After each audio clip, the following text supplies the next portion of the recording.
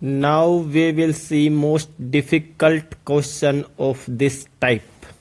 Read the question carefully. What the question says: in an election there are two candidates.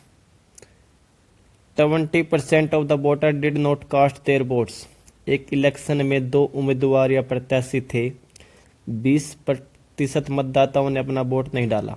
And 60 vote were declared invalid. ये ध्यान रखना, अब यहाँ percentage में नहीं गिवन है, यहाँ किसके टर्म में गिवन है? वोट्स के टर्म में गिवन है. 60 वोट इनवैलिड, अवैध घोषित कर दिए गए.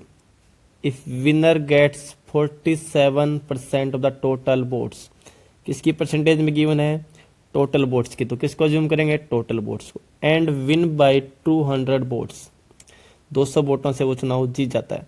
Find the total number of the votes in the voter list. इस क्वेश्चन में जैसा कि परसेंटेज में गिवन है टोटल वोट्स की, तो टोटल वोट्स को इसे अज्यूम करेंगे. इसके क्वेश्चन को करने के दो मेथड है. एक है बेसिक मेथड, दूसरा है थोड़ा ट्रिकी मेथड. अगर आपको बेसिक समझ में आएगा तो ही ट्रिकी समझ में आएगा. तो हमने अज्यूम कर लिया कि टोटल मत 100 नहीं 100x, क्योंकि अब की बार वोटों के रूप में गिवन है.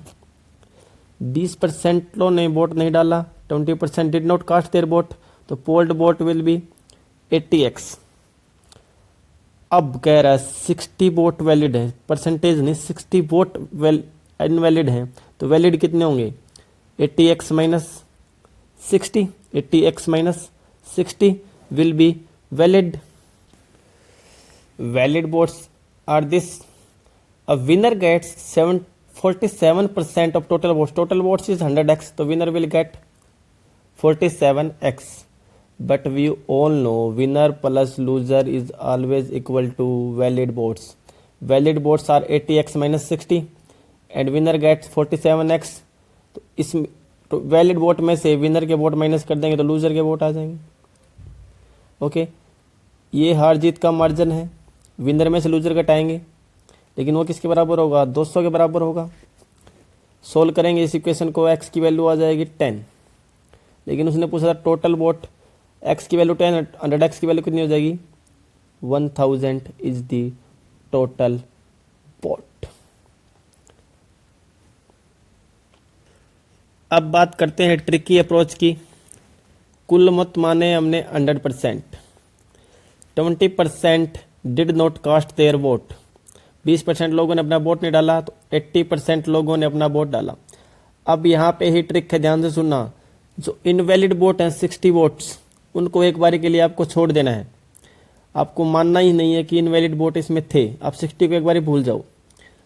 Winner get 47% of the total, तो loser will get winner plus loser is equal to valid या पोल्ड, क्योंकि हमने इनवैलिड को हटा दिया है, तो लूजर विल गेट 33%. तो margin is 14%, margin will be 14%, but margin is 200.